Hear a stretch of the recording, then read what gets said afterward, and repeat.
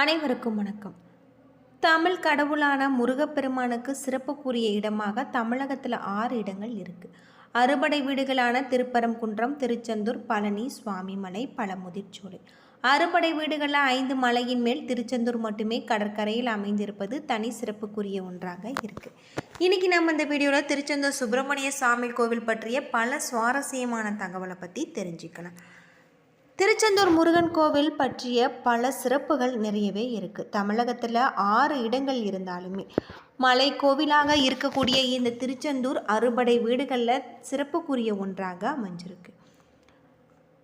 படையெடுத்து செல்லக்கூடிய படை வீரர்கள் தங்கும் இடம்தான் படை வீடு. அதன்படி சூரபத்மனை வதம் செய்வதற்காக தளபதி வீரவாகு உள்ளிட்ட படை வீரர்கள் தங்கியிருந்த இடம்தான் திருச்செந்தூர். சூரபத்மன் என்னும் அரக்கனை ஐப்பசி மாத வளர்பிறை சஷ்டி என்று தன்னுடைய வைரவேல் கொண்டு வதம் செய்த தினம் கந்த சஷ்டி விழா சூரசம்காரம் என விமர்சையாக கொண்டாடப்படுது. சூரபத்மனை வெற்றி கொண்டதால் இங்கு கோவில் கண்ட முருகப்பெருமான் ஜெயந்திநாதர் என விளங்கப்படுவதாகவும் அதுவே பின்னால் செந்தில்நாதர் எனவும் மாறியிருக்கு. இந்த ஊர் திரு ஜெயந்திபுரம் என்பதில் இருந்து திருச்செந்தூர் எனவும் மாறியிருக்கு. சிறப்பதிகார குறிப்புகளின்படி 2000 ஆண்டுகள் பழமை வாய்ந்ததாக சொல்லப்படுது. இந்த இடம் திருச்சீர் அலைவாய் என அழைக்கப்படுவதாக இருக்கு. மலைகளில் அமைந்திராத ஒரு கோவிலாக இந்த திருச்செந்தூர் இருக்குது. கோவிலில் 9 அடுக்குகளை கொண்டு 150 அடி உயரமுடையதாக சொல்லப்படுது. இங்கு தரக்கூடிய இலை விபூதி பிரசாதம் தீராத பல நோய்களை தீர்க்கக்கூடிய வகையில் அமைஞ்சிருக்கு. முருகனின் இடது கையில் தாமரை மலர் மற்றும் ஜடாமுடியோடு சிவயோகி போல காட்சி தராரு. முருகனின் பின்புறம் இடது சுவற்றில் முருகன் பூஜை செய்வதாக சொல்லப்படும் லிங்கம் இருக்கு. அதற்கு முதல்ல பூஜைகள் செய்யப்பட்ட பிறகு முருகப்பெருமானுக்கு பூஜைகள் நடக்கிறதாக சொல்லப்படுது.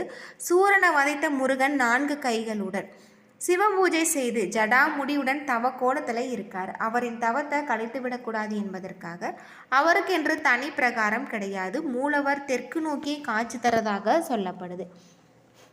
கந்த சஷ்டி விழாவின் கடைசி நாளில் தங்கள் ஊர் பெண்கள் தெய்வானையை திருமணம் செய்வதற்காகும். போர் முடிந்த முருகனின் உக்கிரத்தை குறைக்கும் விதமாகும்.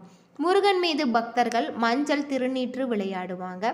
திருச்செந்தூரில் கந்த சஷ்டி விழா வெகு விமர்சையாக கொண்டாடுவதற்கு மற்றொரு காரணமும் உண்டு. சில முனிவர்கள் உலக நலனை காக்க ஒரு புத்திரன் வேண்டும் என்று கருதி ஐப்பசி மாத அமாவாசை என்று தொடங்கி 6 நாட்கள் யாகம் நடத்தி இருக்காங்க. இந்த கோவில் காலை 5 மணி முதல் இரவு 9 மணி வரை நடை திறந்திருக்கும்.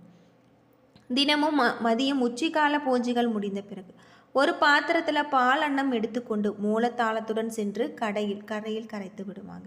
இதற்கு கங்கா பூஜை என அழைக்கப்படுவதாக சொல்லப்படுது. தீபாவளிக்கு மக்கள் அனைவருமே புத்தாடை அணிந்து கொண்டாடுவது வழக்கம். அதே போல இந்திரனின் மகளான தெய்வானையை முருகன் மனம் முடிப்பதற்காக இந்திரன் புத்தாடை எடுத்து தருவதாகவும் நம்பப்படுது. வைகாசி விசாகத்தின் போது கடுமையாக நோன்பு வைத்து காவடி, பால்குடம், அபிஷேகம் போன்றவற்றை இறைவனுக்கு படைக்கிறாங்க. தங்கத்தேர் ஊர்வலம், சந்தனக்காப்பு அபிஷேகம் செய்து வருவதாகும். பக்தியுடன் முருகப்பெருமான் அபிஷேகம் செய்து வணங்குவதன் மூலம் தங்களுடைய மனக்கவலைகளில் இருந்து விடுபட முடியும் என நம்பப்படுது. கந்த சஷ்டி விரதம் இருப்பதால் திருமணம் ஆகாதவர்களுக்கு திருமண பாக்கியம், குழந்தை இல்லாதவர்களுக்கு அருள்மிகு சுப்பிரமணிய சுவாமியின் அருளால் குழந்தை பாக்கியமும் கிடைக்கும் அப்படின்னு சொல்கிறாங்க. 4 கிணற்றுக்கும் சூரசம்காரத்திற்கும் ஒரு தொடர்பு இருக்கிறதாகும். சூரசம்காரம் முடிந்த பிறகு முருகன் தனது கோபத்தை தணிக்க தனது வேளால் வேகமாக தரையை குத்த பீரிட்டு வந்த நீர்தான் 4 கிணறாக சொல்லப்படுது.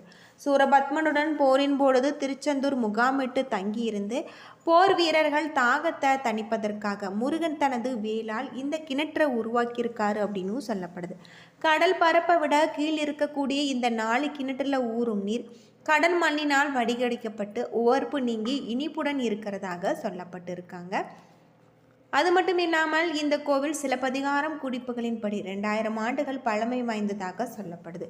திருச்சீர் அலைவாய் என அழைக்கப்படுவதாகவும் சொல்லியிருக்காங்க. இந்த கோவில் முருகனின் அறுபடை வீடுகளில் 2வது படை வீடாக இருக்குது. அது மட்டும் இல்லாமல் அருள்மிகு சுப்பிரமணிய சுவாமி கோவில் மிக அரிதாக முருகப்பெருமானுக்கு கடற்கரை ஓரத்தில் அமைந்திருக்கக்கூடிய ஒரு கோவில். திருச்சீர் அலைவாய் என்று அழைக்கப்படுவதாகவும் சொல்லப்படுது. கோபுரம் 9 தளங்களை கொண்டதாக இருக்குது. சங்க இலக்கியங்களில் சிலப்பதிகாரத்தில் குறிப்பிடப்பட்ட கோவில் 2000 ஆண்டுகள் வரை பழமை கொண்டதாக இருக்கலாம். சூரனை வதம் செய்வதற்காக இந்த தலத்தில் சிவபெருமான வழிபட்டு கந்த புராணத்தில் சொல்லப்பட்டிருக்கு.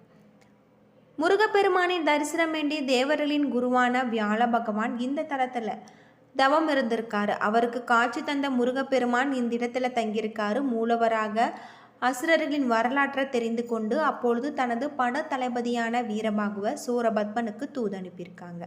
அவன் கேட்கவில்லை. பின்பு தான் படைத்தலைகளுடன் சென்று அவனை வதம் செஞ்சிருக்காரு. வியாழ பகவான் முருகனிடம் தனக்கு காட்சி தந்த இந்த இடத்துல எழுந்தருள வேண்டியிருக்காரு. அதன்படியே முருகனுக்கு இங்கு தங்கியதாகவும் வியாழ பகவான் விஸ்வகர்மாவை அழைத்து இங்கு கோவில் எழுப்பியிருக்காங்க. சூரனை வெற்றி பெற்று ஆட்கொண்டதால இவர் ஜெயந்திநாதர் என்று அழைக்கப்படுவதாக பெயர் பெற்றிருக்காரு. பிற்காலத்தில் இந்த பெயர் செந்தில்நாதர் எனவும் ஆயிருக்கு. கோவில்களின் பிரதான சன்னதியில் சுப்பிரமணியர் பிரம்மச்சரியராக நின்ற கோலத்தில் காட்சி தராரு. 4 புஜங்களுடன் நின்ற கோலத்தில் இடதுபுறத்தில் ஒரு கை இடுப்பிலும் மற்றொரு கையில் ஜபமாலையும் வலதுபுறத்தில் ஒரு கையில் வேலும் இன்னொரு கையில் புஷ்பமும் கொண்டு சுப்பிரமணிய சிவபூஜை செய்யும் கோலத்தில் காட்சி தராங்க. இந்த சன்னதிக்கு அடுத்து இடதுபுறத்தில் சின்ன வாசலை கொண்டு துவாரபாலர்கள் இருக்கிறதாக சொல்லப்படுது. 6 முகங்கள் 12 கைகளோடுடன் இடதுபுறத்தில் வள்ளி தெய்வானையுடன் காட்சி தருவதாக சொல்லப்படுது. சண்முகநாதரின் பின்புறம் இடதுபுறம் ஜெகநாதர் லிங்கம் சூரியனையும், இடதுபுறத்தில் ஜெயந்திநாதர் லிங்கம் சந்திரனையும், வலதுபுறத்தில் இடம்பெற்றிருக்கக்கூடிய லிங்கம் ஆத்மாவை குறிப்பதாக சொல்லப்பட்டிருக்கு. ஜெயந்திநாதர் சூரனை சம்ஹாரம் செய்த பின்பு பிரகாரத்தில் இருக்கக்கூடிய மகாதேவர் சன்னதிக்கு எழுந்தருவார். அப்பொழுது சுவாமியின் எதிரே ஒரு கண்ணாடி வைக்கப்படும். அர்ச்சகர்கள் கண்ணாடியில் தெரியக்கூடிய ஜெயந்திநாதர் பிம்பத்திற்கு சாயா அபிஷேகம் செய்வாங்க. சாயா என்றால் நிழல் என்று பொருள். போரில் வெற்றி பெற்று முருகனை குளிர்விக்கும் விதமாக இந்த பூஜை நடக்கும். இதனை முருகனை கண்டு கண்ணாடியில் கண்டு மகிழ்வதாக ஐதீகம். இந்த நிகழ்ச்சிக்கு பின்பு முருகன் சன்னதிக்கு திரும்புவார். வேல் கூத்துடன் சூரசம்ஹார வைபவம் நிறைவடையும் அப்படின்னு சொல்லப்படுது. சூரசம்ஹாரம் முடிந்த மறுநாள் முருகன் தெய்வானை திருக்கல்யாணம் நடைபெறும்.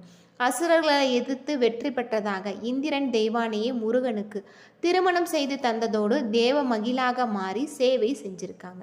இவர்களது திருமணம் முதல் படை வீடான திருப்பரங்குன்றத்தில் நடந்தது. சூரனை ஆட்கொண்ட தலம் என்பதால் ஜெயந்தி திருச்செந்தூரில் கந்தசஷ்டிக்கு மறுநாள் முருகன் தெய்வானை திருக்கல்யாணம் நடக்கிறது. அன்று காலையில் தெய்வானை தபசு மண்டபம் சென்று முருகனை மணந்து கொண்டு வேண்டி தவம் இருந்திருக்காங்க. காலையில் குமரவிடங்கர் முருகனின் பிரதிநிதியான மயில்வாங்கலத்தில் தபசு மண்டபம் சென்று தெய்வானைக்கு மாலை சூட்டி நித்திய ஜாத்தம் செய்து கொண்டிருக்காங்க. நள்ளிரவில் இருவருமே திருக்கல்யாண மண்டபத்திற்கு எழுந்தருளி அங்கு திருமணம் நடக்கும். மறுநாள் சுவாமி தெய்வானையுடன் வீதி உலா செல்வார். அடுத்த 3 நாட்கள் சுவாமி திருக்கல்யாண மண்டபம் ஊஞ்சல்ல காட்சி தருவதாக சொல்லப்படுது.